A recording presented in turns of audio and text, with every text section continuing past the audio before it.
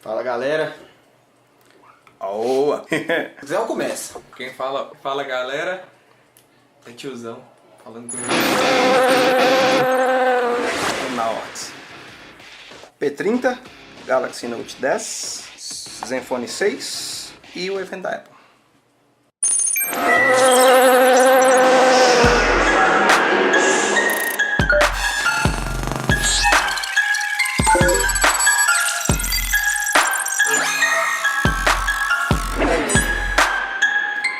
Fala, galera, eu sou o Lucas. Eu sou o Léo Jessen. Isnaldo Ferreira e eu nunca mais vou rir do Gaguinho. Então, caros ouvintes, esse é o episódio número 3 do Cyber Café, nosso podcast semanal sobre o mundo da tecnologia.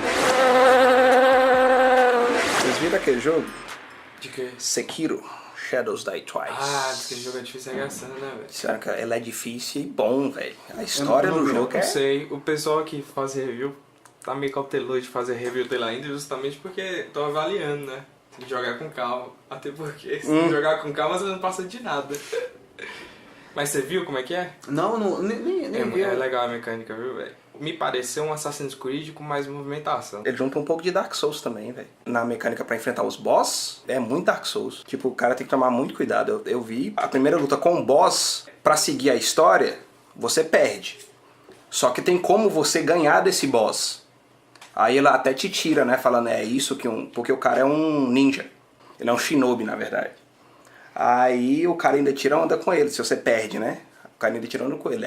É tudo isso que um shinobi pode fazer e tal. Se você derrota ele, porque é assim, ele vai tentar encaixar um golpe aéreo no você. Se ele encaixar o golpe, você perde a luta.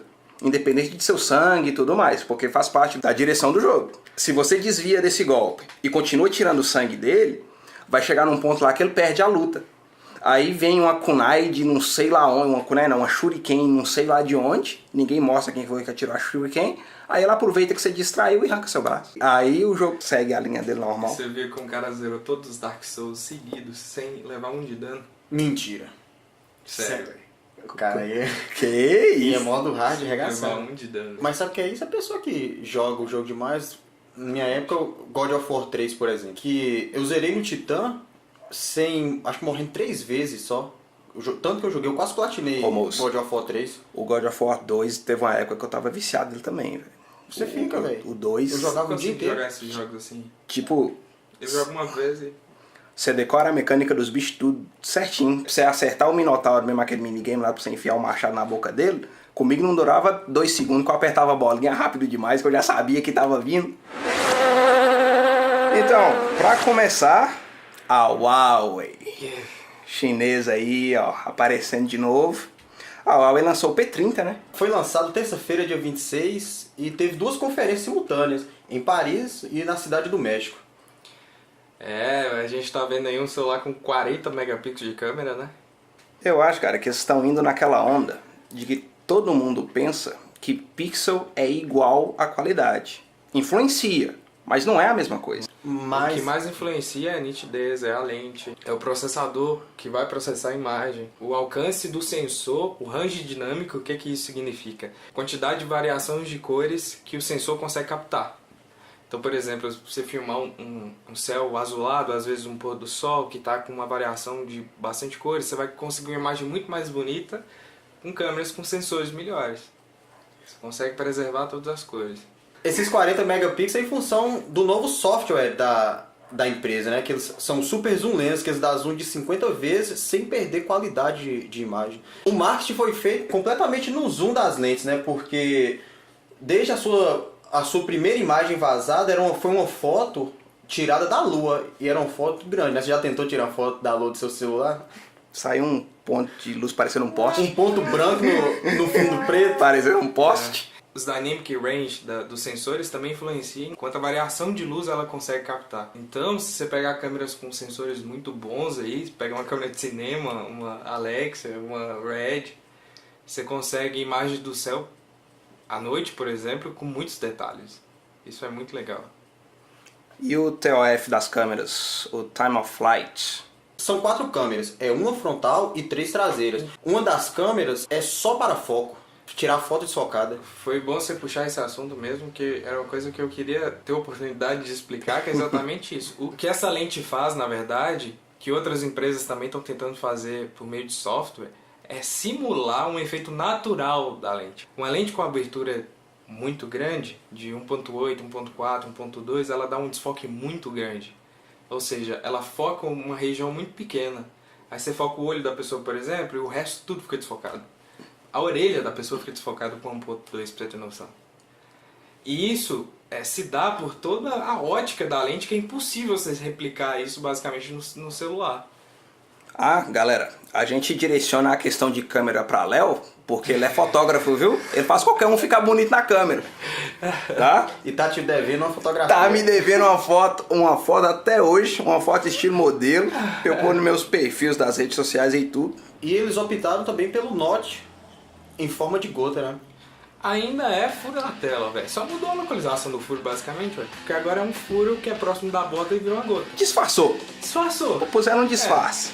O Léo é revoltado com os furos. A tela tem que ser retangular. No resumo, foram lançadas as duas versões, o P30 e o P30 Pro. O que diferencia um do outro? O que diferencia é que o P30 ele não tem a câmera com a lente para desfoque. Eles são 3 câmeras de qualidade excelente, mas a função de desfoque não tem. E a diferença também é de memória RAM. O P30 tem 6 GB e o P30 Pro 8. E armazenamento interno, o P30 Pro tem a opção até de 512 GB. Essa é a única diferença.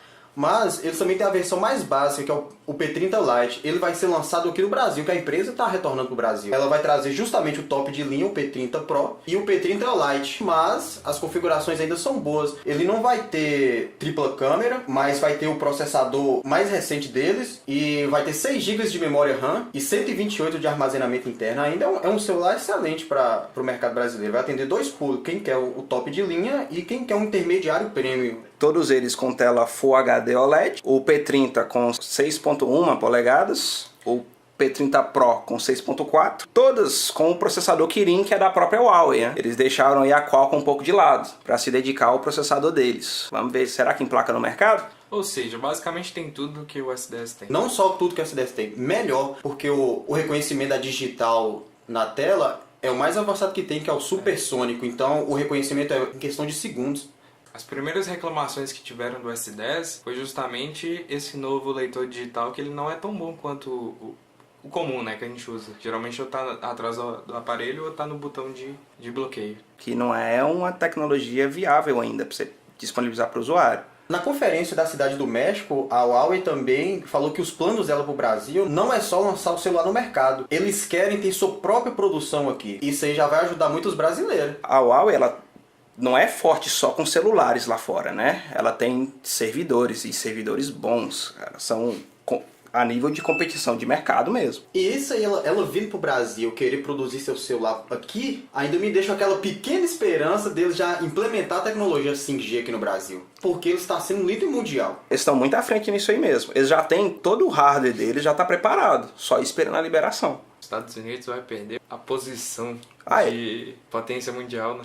Sim, e falando dos Estados Unidos, a Huawei não vai vender nenhum dos celulares dela mais lá. O P30 Pro, eles só foram lançados pro restante do mundo, não vai ser vendido para os Estados Unidos. Mas a importação é super fácil.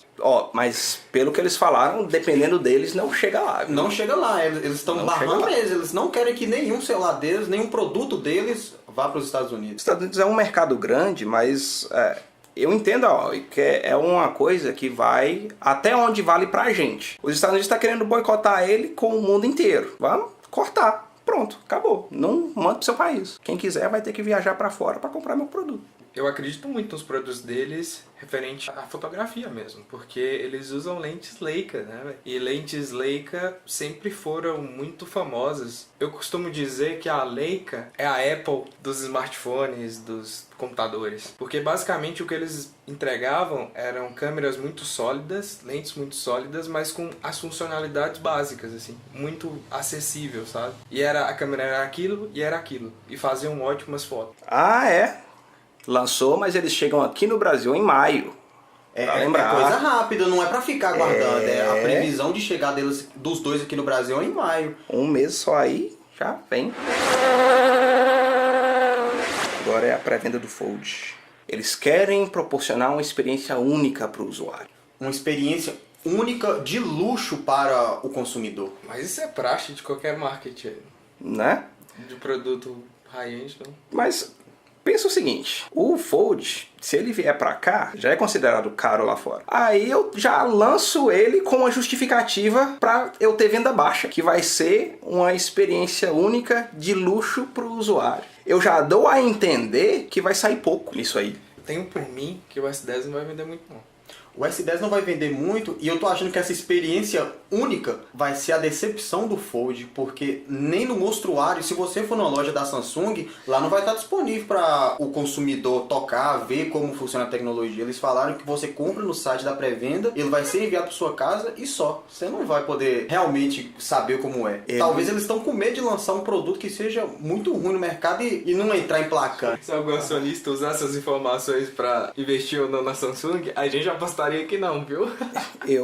Eles lançaram essa semana um vídeo de robôs testando a flexibilidade da tela dobrável. A cada dobrada que aquela tela dava pra dentro, eu falava, ai, vai quebrar, ai, vai quebrar. Ai, vai quebrar, vai bater uma tela na outra. Depois que eles anunciaram o Fold, a Huawei meteu o pé na porta falando que a tela dobra pra fora, né? Resolveu esse problema aí, que pra mim é um problema. Eu ter tela batendo em tela, isso me dá um receio tão grande de eu ter vidro batendo em vidro. Muito mais óbvio você fazer como a Huawei fez, dobrar pra fora. Ou por isso que ela lançou o Fold, porque ela apresentou na WMC como um conceito. Eles não iam vender, lá no evento eles não deixaram nem tocar, mas o que aconteceu? Uma semana depois a Huawei entregou o dela para vender. E funcionando de uma forma completamente diferente da deles. Não só diferente, melhor. Primeiro que a gente já está vendo algumas tecnologias chinesas sendo superiores, né? O próprio leitor de digitais sobre a tela, os celulares chineses com esse recurso funcionam muito bem. Já o da Samsung há controvérsias. E os chineses também já encontraram uma alternativa para o Note, né? Para os furos na tela. E que funciona muito bem. Você tem vários tipos de solução. E a gente está vendo as empresas ocidentais aí Boiando. Tá. Mas há rumores também agora do novo Note. O Galaxy Note 10. Não vai vir com Note. Parece que é uma resposta aí, né? Que não vai vir, na verdade, com nada além de uma tela. É o que os rumores dizem, né? Dois sites lá da Coreia do Sul, eles disseram que tem fontes lá dentro, que o Note é tela na frente, só tela. Com as câmeras, uma tecnologia desenvolvida pela própria Samsung, com relação às câmeras, para elas ficarem atrás da tela. A câmera frontal, no caso. Agora, tratem como um rumor, galera, porque a gente não tem nada confirmado a respeito disso aí, só essas duas fontes mesmo. E vamos aguardar pra ver. Eu acredito no rumor, porque na WMC foi apresentado aquele celular vivo, sem botões nenhum, leitor de impressão digital em 80% da tela, e o Note, sempre que ele foi lançado, ele foi sempre inovando, nem que seja com a canetinha, com a tela maior, uma sensibilidade melhor na caneta, ele sempre foi inovando, então eu acredito que possa sim vir sem Note, sem nada, só tela. Você quer ver uma tecnologia que não foi replicada pelas outras fabricantes? O sensor de pressão da Apple Como é que funcionava? funciona que você aperta mais o dedo, abre uma barrinha de opções. Com a pressão do seu dedo. Será que não é por causa de custo isso aí, não? Não pode ser patente também, né? Tem essa também, só que depois disso ele não usou em nada, né? A Apple não usou em nada. Todos os smartphones dela tem. E é interessante. Você bloqueia o telefone com a pressão, como se fosse um botão, qualquer tela, só na pressão, velho. Abre um leque de possibilidades muito legais, velho. Não, cara, ia ser muito legal. Sabe aquela coisa de você tá jogando videogame, mas você aperta mais o botão? Dá pra fazer aquilo funcionar de verdade. O golpe realmente mais forte. Não é uma necessidade, né? É a mesma coisa do celular dobrável. É legal e tal, você vê, é um conceito, mas você não vê muita utilidade, né? Esse é o rumo que os smartphones top de linha estão indo. Não é questão de necessidade, é questão de consumismo mesmo. Para ter a experiência de uso. Exatamente. É legal, vai ser legal você ter um celular que dobra a tela, vai ser muito legal isso aí. Mas questão de utilidade, eu ainda não vejo. A gente até já discutiu isso aqui em podcast para trás. Eu vejo dois motivos para isso aí não ir para frente. Para as outras marcas não pegarem isso aí. A primeira delas é patente. A Apple é muito fechada com relação a esse negócio. Se ela escreve um A de um estilo diferente, ela já vai lá e mete a patente em cima. Falar outra possibilidade, que é custo. A Apple tem essa questão assim, de fazer tudo fechado Isso aí cada vez destrói ela. A Huawei já é a segunda maior revendedora de smartphone no mundo. Ela só perde só para Samsung. E esse é um dos motivos que eles alegam de querer vir pro Brasil. Que eles querem passar a Samsung, porque o mercado da Samsung aqui no Brasil é grande. É forte. O Brasil, na verdade, é um nicho muito grande para celulares. O pessoal daqui gosta, o pessoal daqui consome tecnologia, consome muita tecnologia. O pessoal daqui gosta de consumir os Galaxy, é diferente. Então... Também, porque o Galaxy caiu no gosto do povo, né? Só que aí você tem que ter uma estratégia inteligente para entrar no mercado aqui. Mesma estratégia inteligente que a Asus fez. A Asus hoje ela tá consolidada no mercado brasileiro. Vamos lá. A Google revelou numa entrevista ao The New York Times o retorno dela com os projetos de robótica. Lá em 2013, ela estava com o projeto Replicant, em uma referência ao Blade Runner até. No início desse projeto, ela comprou 6 empresas, 6 startups no ramo de inteligência artificial e machine learning, para investir pesado em cima disso aí. Só que teve alguns problemas lá com o diretor que eles escolheram com relação a abusos sexuais e etc. Eles acabaram demitindo o cara um ano depois e pondo meio que na geladeira alguns desses projetos. Agora ela anunciou que está retornando com isso aí. Ela até batizou o projeto com outro nome, o Robots at Google. Ela vai com passos mais lentos dessa vez. Antes ela tinha projetos de fazer robôs semi-humanos e por aí vai. Agora não. Agora ela vai focar em quê? No machine learning, que é o aprendizado de máquina, e nas IAs mais básicas, para robôs mais básicos. Tanto que eles têm vários projetos com robôs que aprendem a distinguir objetos, a andar por uma casa, por exemplo. Eu acho isso bacana porque é uma área do futuro, né? Tanto que o Elon Musk e mais um cara aí, eles já até fundaram uma empresa para tentar comercializar inteligências artificiais já. Os caras estão pensando lá na frente, entendeu? E eu acho que isso é o futuro. Eu sei que o Lucas acha que é o futuro, mas na cabeça dele tá assim, rapidinho essas máquinas vão começar a pegar faca, começar a vingar. Skynet é um futuro muito possível, rapaz. Calma, isso não é por aí, Skynet é um futuro muito possível. Matrix tá mais próximo. Matrix tá mais próximo. Também é máquina. As máquinas vão ser legais. Mas eu acho que tem muita coisa positiva que balanceia as Tem sim. E eu acho que a observação histórica também, a gente melhorou historicamente falando muito. Pela capacidade de inteligência muito maior, elas vão ter uma capacidade de compreensão muito maior também. Porque a gente moldou nosso próprio conhecimento, né? Você já leu o Monstro de Frankenstein, né? Mas ele vai criar um monstro, entendeu? A gente tá criando uma entidade superior. A ideia dele não era criar um monstro, não. Mas eu boto fé. Um passo de corpos de... Não era um monstro, não. Que é isso? Não, na cabeça dele não era, não. E aí, a gente tem o evento exclusivo da Apple, no Steve Jobs Theater. Eles não apresentaram nenhum produto novo, nem mencionaram os novos iPads, e eles falaram basicamente sobre serviços de inscrição. Eu acredito que isso é uma manobra da Apple, tendo em vista porque ela viu que ela está perdendo o mercado consumidor dos produtos dela, e ela está indo para os serviços, para agregar mais valor para o produto dela. É uma saída inteligente, mas os serviços que ela apresentou não me convenceram. O que ela apresentou? O Apple News Plus, o Apple Arcade, que é legal, e o Apple TV Plus. Vamos lá, para cada um deles. O Apple Arcade é um Google Stadia, só que para mobile. É a Apple falando assim para os estúdios. Ó, eu vou lançar uma plataforma, vocês vão lançar seus jogos na minha plataforma, os exclusivos ou não, e vocês vão fazer jogos exclusivos também para essa plataforma minha. E aí eu vou convencer o meu usuário a utilizar essa plataforma para acessar seus jogos. Pagando uma assinatura, claro, porque eles têm que lucrar em cima disso aí. Não foram revelados preços com relação a isso. Eles vão soltar, se eu não me engano, a partir de março também. Mesma coisa que a Sony e a Microsoft já fazem. Ela tá entrando no mercado para concorrer com esses. Aí o que acontece? O Apple Arcade, assim como os outros, né, são logicamente exclusivos para os iPads, para os iPhones, para os MacBooks e para os macOS. É uma aposta interessante?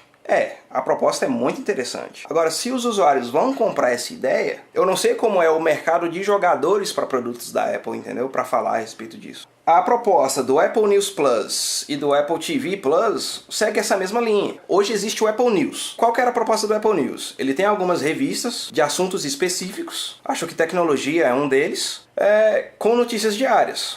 O que essa plataforma mudou? Vale tanto para o Apple News quanto para o Apple News Plus. Agora eles têm como verificar se a notícia é verídica ou não. Segundo eles, isso é através de uma IA, só que para mim um algoritmo básico resolve isso aí. Classificam as notícias pelas curtidas, pelas interações dos usuários e pela fonte da qual essa notícia está vindo, para dar credibilidade, para ver se o aplicativo dá credibilidade para ela ou não. E as notícias de capa são as notícias mais importantes do dia, serão atualizadas de acordo com a ordem de postagem. O interessante desse aplicativo é o visual dele é muito bonito. As capas das revistas, por exemplo, são interativas, são como se fossem GIFs. Você tem lá, fala uma revista famosa dos Estados Unidos aí. A Rolling Stones, a Mad. Pois é, tem lá na capa dela, vai estar o artista lá olhando pra você, te seduzindo e tudo mais. Isso aí é muito interessante. Só que, galera, só lá nos Estados Unidos, tá?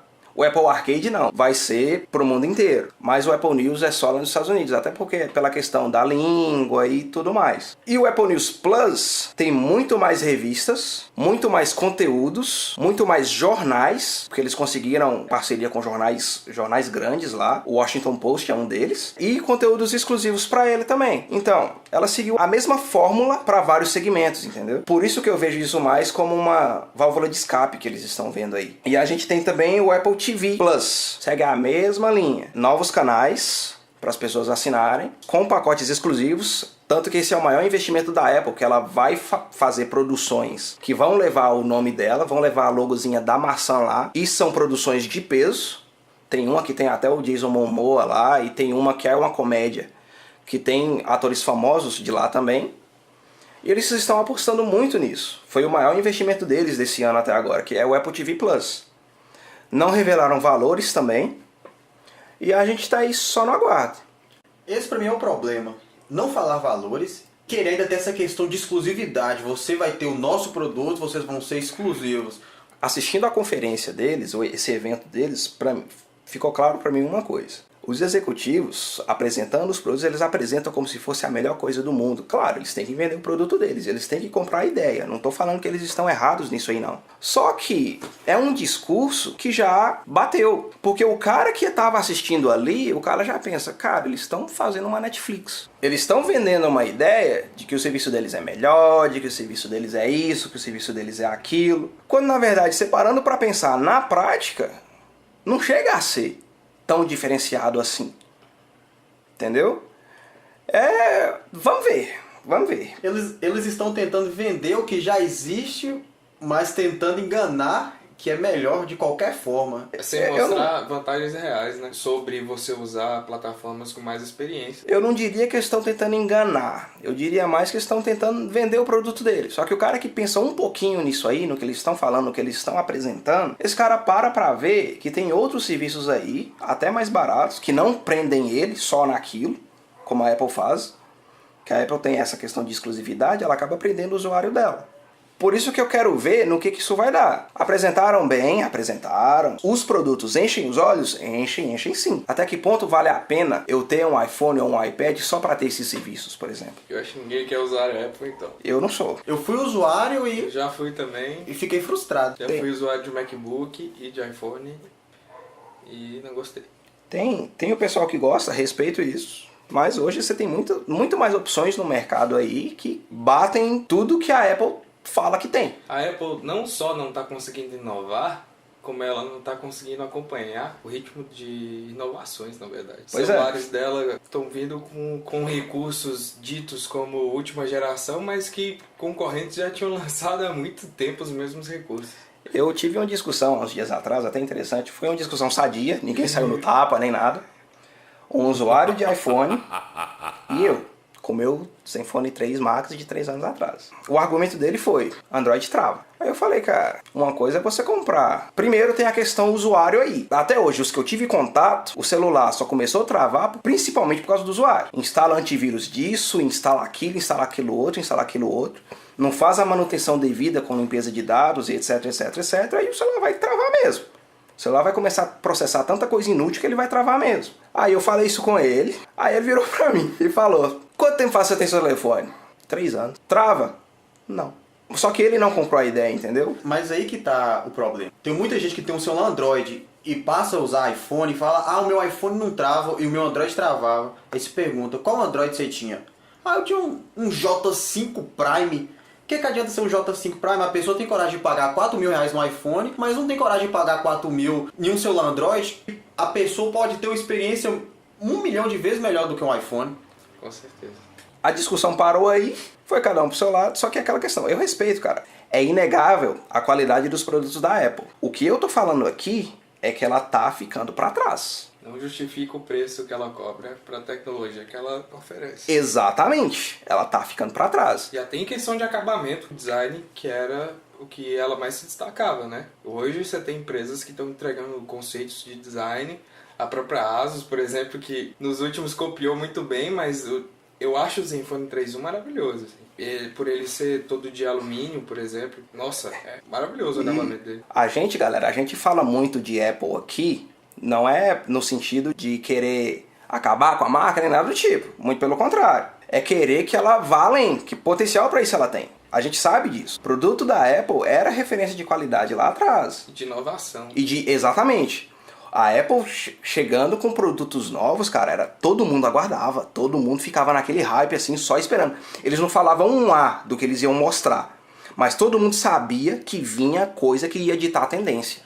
Microfone e saída de áudio na parte inferior. O design do iPhone 6 inspirou várias outras marcas a fazer uma coisa parecida. A gente tem que esperar mais da Apple porque ela vende qualidade, ela não vende produto, né? Exatamente. Então isso gera até uma cobrança maior.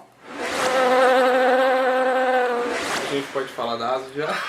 Podemos. Podemos Porque era o nosso próximo assunto. Essa é a questão da Asus. No começo da empresa, ela ganhou muita fama pela qualidade das placas. As placas eram feitas à mão, os componentes todos soldados à mão. E isso gerava uma durabilidade dos produtos muito alta, né? Você tinha uma placa manufaturada. Hoje a Asus é uma grande empresa, trabalha com vários fabricantes diferentes. Qual é o controle de qualidade ainda que eles têm? Se eles quiserem levar a gente lá pra ver, a gente não importa não. Mas até hoje, a fama deles de terem produtos duráveis persiste, assim. Todo mundo vai te indicar uma placa Asus. Esse foi um dos fatores-chave para eles emplacarem de vez no mercado brasileiro, que foi a qualidade dos produtos. Exatamente. E o preço. Você compra uma placa boa por um preço acessível. Se você pesquisar melhor placa-mãe no Google, vai aparecer sempre recomendações da Asus, porque realmente aqui no mercado brasileiro ela emplacou. Quando ela entrou, se não me engano, foi com o Zenfone 5, não foi? O primeiro celular desse foi o Zenfone 5, que eles apostaram em vender em quantidade absurda. Teve uma boa aceitação aqui no Brasil, né? Apesar da bateria que todo mundo reclamava, né? Aí veio o Zenfone 2, que eu lembro que ficou muito famoso por ser um celular muito potente e acessível, né? Era barato, se eu não me engano, era R$ 1.200, era um top de linha, digamos assim. Tinha o mesmo processador do top de linha na época. Pra época, Mas que problema que tinha nele? Ele tinha um processador potente, porém ainda continuava com problema de bateria. Ele tinha a bateria um pouco alta, mas ele descarregava rápido. Rápido que eu digo assim, no final do dia o celular já estava pedindo para ser recarregado. Você tinha que usar com moderação. Mal durava um dia, né? Se for um usuário hardcore, não vai durar, não ia durar nada. Teria que recarregar 2 vezes esse por era dia. o maior problema. Eu lembro que quando eles usaram os processadores Intel, eu não sei se o Zenfone 2 era um processador Intel, mas era um processador bem potente que tinha no Zenfone 2. Mas o problema dos processadores da Intel era que eles tinham uma arquitetura diferente, né? Então tinha uns aplicativos que não rodavam bem nele. verdade. Que tinha alguns jogos que não ficava disponível para ele, tinha umas coisas assim, era um problema. Mas eu acho que foi uma aposta prudente. Se a Intel chega pra você e fala, então... Tô com um produtinho aqui, você não quer testar não? Vai, vamos. A líder dos processadores de PC chega pra você e fala, não, vou fazer processadores pra celular. Lógico que você vai postar que vai ser legal. E a Asus e a Intel são o casal perfeito, né? Você usar uma placa-mãe Asus de processador Intel. Mas ainda bem que foi só um teste, né? Porque a partir do Zenfone 3, eles já foram uma linha de smartphones outro nível, bateria boa, lançaram vários modelos, tem o Zenfone 3, Zenfone 3.1. Foi aí que eles me ganharam. O Zenfone 3 Max tem 4.800 de miliamperes. O meu, o Zenfone 3.1, tem 5.000. Olha aí. Falou, não, bateria que vocês querem? Toma. O Zenfone 3.1, pra mim, foi o único celular que eu vi o lançamento e bateu aqui dentro. eu preciso desse celular agora. Eu vi os reviews do pessoal, e principalmente porque eles mandaram para alguns fotógrafos, porque era um dos primeiros celulares que liberava o modo manual de fotografia. Mesmo que as lentes não eram os melhores do mercado, essas coisas, mas liberava o modo manual. E eram 2 câmeras, com milimetragens diferentes. Quando eu vi o pessoal tirando foto, você poder controlar manualmente, cara, eu tirei foto de estrela com o celular. Quando eu comprei, tanto que quando o meu quebrou, que foi por descuido meu, e mesmo assim, depois da queda, de tudo que ele tomou, assim, ele ainda continuou funcionando. Tanto que meu irmão hoje consertou, ele tá usando. Mas eu comprei outros Zenfone 3.1. Aí ama. Porque o celular me atendia em tudo. Eu falei, não tem um porquê eu não comprar. Eu tô nessa hoje. E eu achei numa promoção super barato. Esse que eu comprei parece que é importado, veio da China. O outro eu tinha comprado na loja daqui. Então eu comprei ele bem mais barato. Tô super feliz com o celular. Hoje eu cuido muito. Sabe o que é você colocar em cima das coisas assim com o maior carinho do mundo? Saber onde você pôs. Porque o celular me atende em tudo. Então eu quero manter ele comigo o máximo possível. Assim. Questão de bateria, que isso, eu super recomendo. Assim. O celular dura demais. Não sei se hoje, pelo preço, se você quisesse um celular na mesma faixa de preço, você consegue coisas mais modernas, né? A gente está em 2019 e o Zenfone 3.1 é 2017. As coisas evoluem, né? Você vai ter uma atualização bem grande assim, em relação ao processador e tal. A Asus é uma empresa que vem se moldando desde que foi lançada aqui no Brasil, porque o Zenfone 3.1, ele entrou de vez, ele foi abraçado pelo mercado brasileiro. Porém, o Zenfone 4, eu acho que eles pecaram um pouco, porque eles empurraram um celular que era praticamente o Zenfone 3, só que com uma outra aparência. Acho que... E o Zenfone 5, que foi a cópia do iPhone, mas foi naquele período também que não tinha muita inovação no mercado. Não foi só a Asus que pecou, não. Praticamente todas as empresas lançaram celulares iguais. Assim. É os altos e baixos, né? Só que o que mais chama a atenção da Asus nisso aí, e pra mim é um diferencial dela, é que ela ouve o consumidor. Exatamente. Ela ouve o que o consumidor quer. A gente tem o Marcel Campos, que é o executivo, né, da Asus, é brasileiro. Ele dá bastante entrevista, assim, ele fala bastante em relação à Asus. Ele também fez um período de vlogs durante um tempo. Cara, você vê um vídeo dele, você fala, não, isso aí é gente igual nós. Ó. Ele tá lá em cima. E é interessante, a gente viu algumas entrevistas dele, né? É interessante o jeito que ele mostra que a empresa vê o mercado brasileiro. E criar alguma coisa que supra as necessidades, mas que seja necessário. Por quê? Porque a gente não está na melhor situação econômica, então a galera precisa olhar o preço também. Exatamente. Se assistindo às entrevistas deles, fica claro, a preocupação da Asus é fazer um celular bom, mas um celular acessível. Porque não adianta eu ter um celular top de linha, sendo que esse celular vai vir aqui para o Brasil custando R$5.000. Essa é uma preocupação da Asus.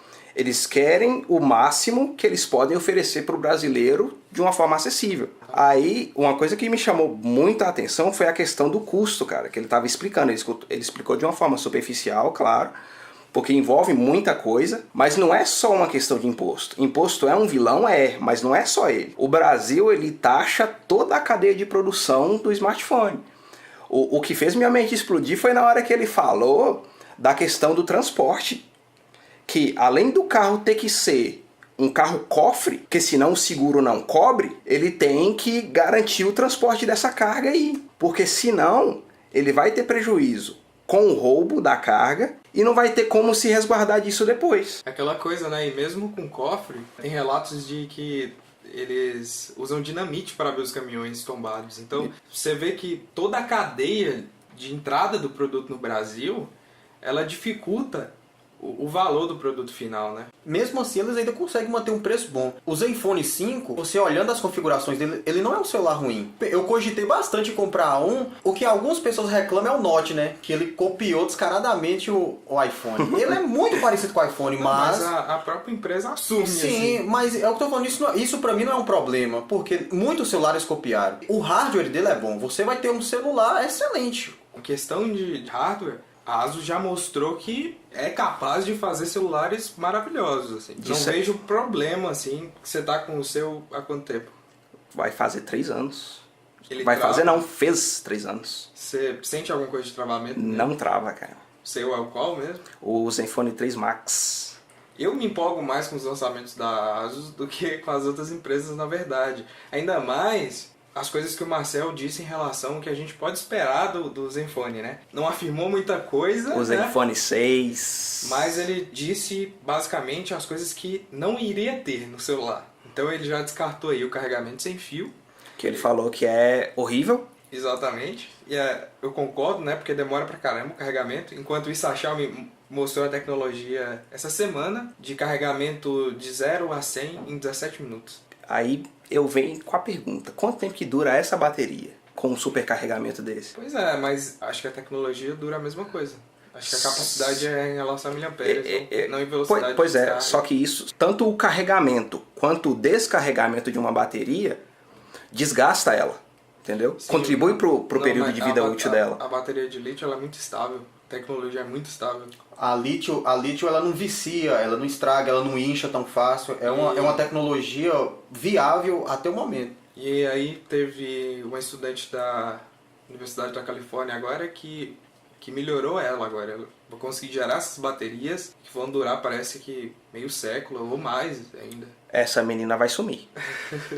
Ela não vai, justamente porque não é só a bateria no telefone. O telefone é muito mais processador e outras coisas que ficam obsoletas. É, não tem jeito. O cara que fez a lâmpada com autonomia de 700 anos, você nunca mais ouviu falar desse cara. Tô falando com vocês, eu sou... que isso é lenda urbana. Eu sou o cara da teoria da conspiração. Não, você pode ver as notícias. Saiu no jornal, Isso é né? Que lenda o cara urbana. sumiu. É igual o cara também que Mas- fez o carro movido a água. Sumiu também. Não, eu sou cético no seguinte. Pra quem que ele provou que ele fez essa lâmpada de verdade? É, Ou ele isso só é. falou? Aí eu não sei, eu não pesquisei Porque o caso a fundo, então... Não tem nenhuma lâmpada dele acesa até hoje provando que ele inventou essa porra. Ele só Mas, falou. mas será que não tem, não é porque o cara sumiu? Pois é. Mas aí você não pode... Pois é. Você não pode concluir nada em relação Rumores. Ela apresentou algum cálculo matemático, talvez tenha Teorias. algum cálculo. Só se tiver algum Teorias. cálculo provando que ela faz isso, né? A questão não é essa, a questão é que o cara sumiu. É muito difícil. Deixa no porque tem um desgaste dos materiais, tem questão de... Eu não sei, eu tenho muito medo de falar em relação a isso, porque isso pega muito em questão, pode ser muito pela ignorância. Justamente de tipo assim, aí vai ver, fizeram coisona em cima da coisa, mas na verdade era só um cara louco que falou que tinha lá. E aí um monte de besta começou a acreditar e falar, não, é verdade. Ou aquele vídeo do carro movido a água, tem gente que acredita até hoje. Então, velho, é isso que eu tô falando. De verdade, velho. Pode ser real ou talvez pode ser igual o vídeo do carro. É, tem outros mitos também da ciência. Você tem aquilo que Einstein falou que a gente usa 10% da capacidade cerebral. Mentira, velho. Só de você estar movimentando suas mãos, você está usando partes enormes do seu cérebro. Então, voltando a Asus, essa semana teve uma falhinha na segurança dos servidores dela aí. É, nem tudo são flores, né? O que aconteceu? A Kaspersky, o principal produto dela é o antivírus Kaspersky, é uma empresa russa de segurança, de cibersegurança. Eles soltaram um relatório de um malware. O que esse malware fazia? Os hackers, que pra mim são crackers na verdade, tem diferença de hacker e cracker. Claro. Esses crackers, eles invadiram o servidor de atualização. Você pode me explicar qual a diferença entre os dois? Claro. O que acontece? O cracker é o cara que tem o conhecimento de cibersegurança, mas ele usa isso para fins ilícitos.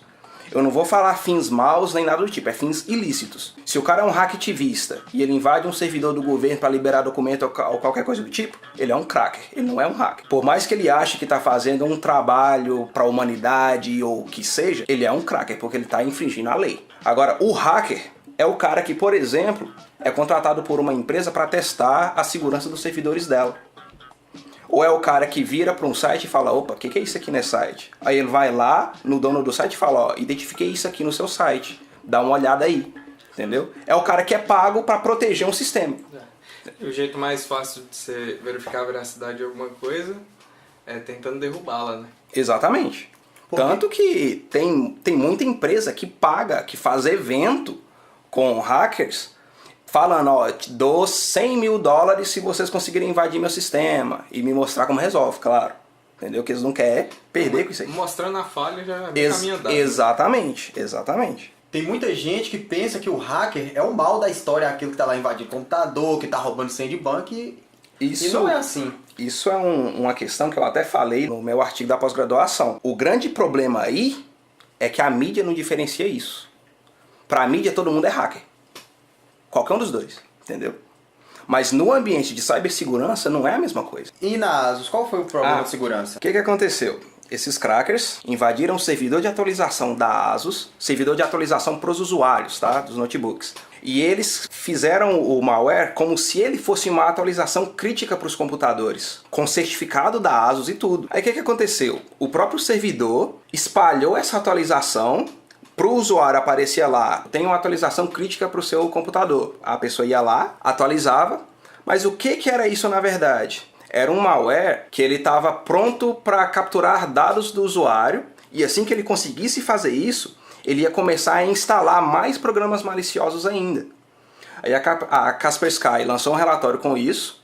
Um dia depois, a ASUS já mandou a nota, ó, lançamos uma atualização aqui para corrigir isso para vocês. O link é esse. Para maiores informações, qualquer outra dúvida ou coisa do tipo, tem essa outra ferramenta aqui, que é um segundo diagnóstico. Ou seja, eles lançaram a atualização para corrigir a falha e disponibilizaram no site uma ferramenta de diagnóstico. Quem quiser conferir o link, tá lá no site do Cybi, tá? Tá na matéria lá que a gente fez. Foi uma ação interessante. Na minha opinião, não foi uma ação rápida, porque é um servidor de atualização, cara. Você não pode brincar com isso aí.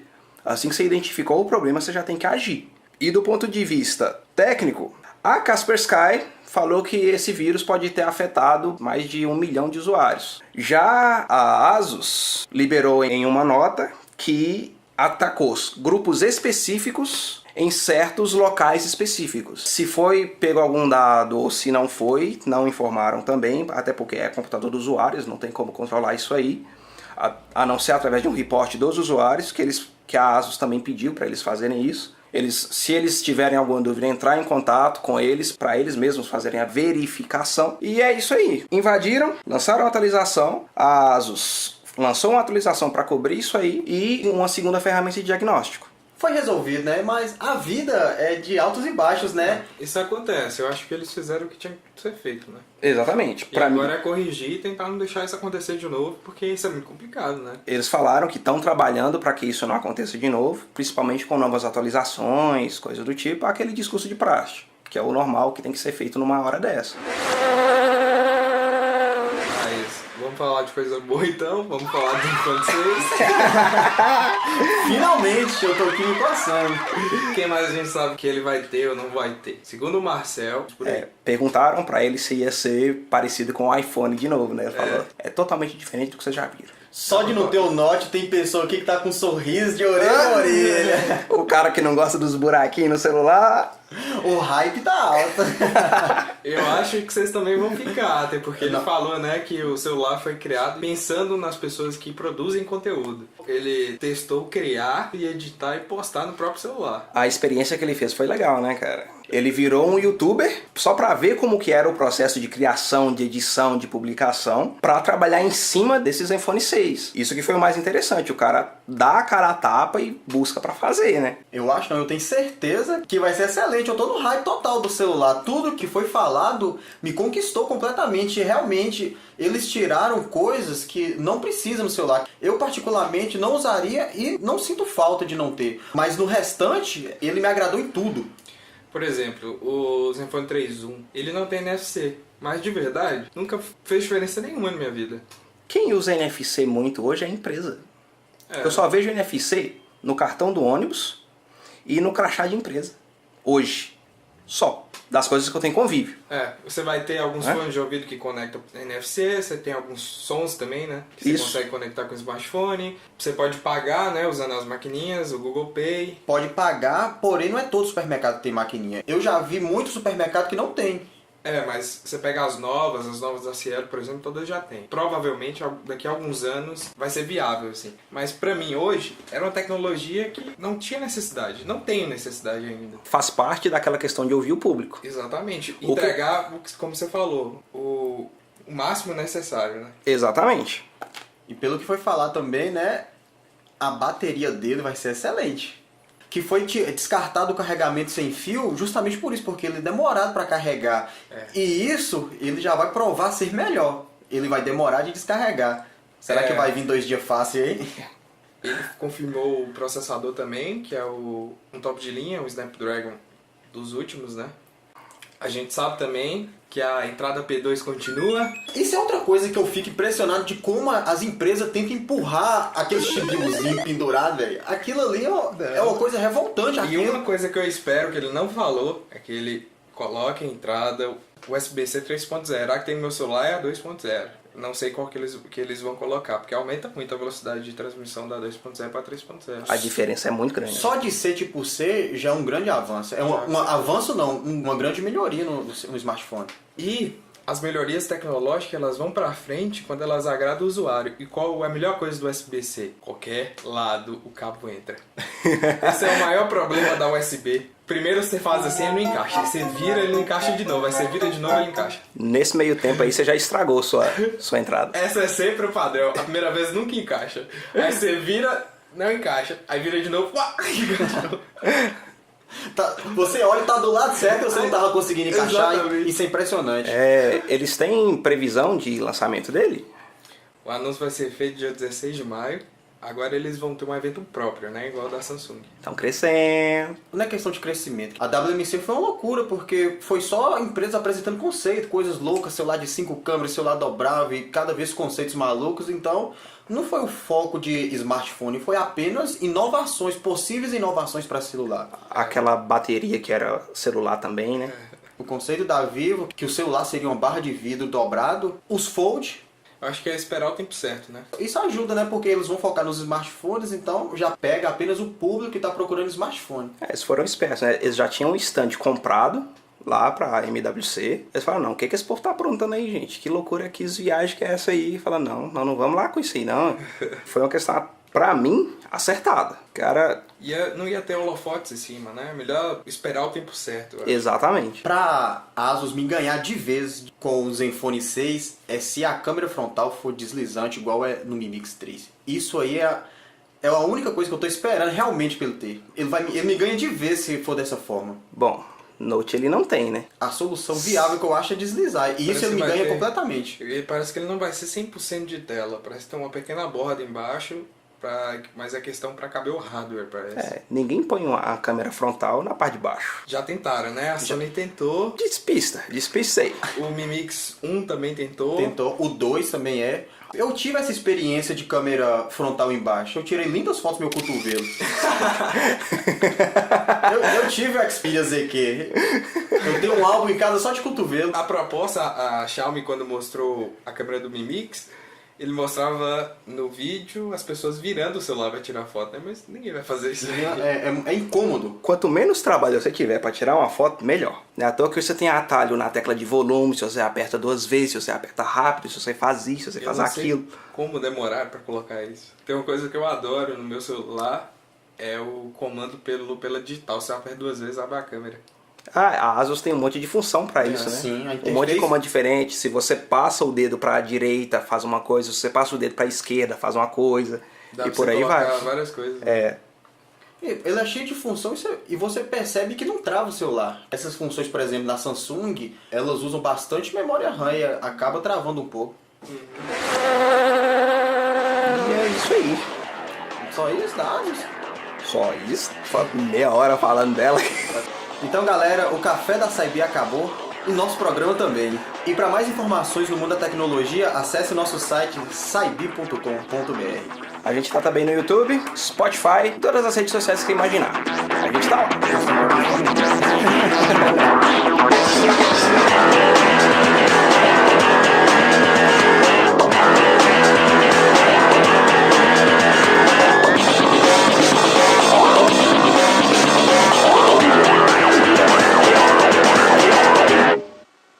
Mestre dos Magos, e agora o que acontece? Isso é com você, jovem.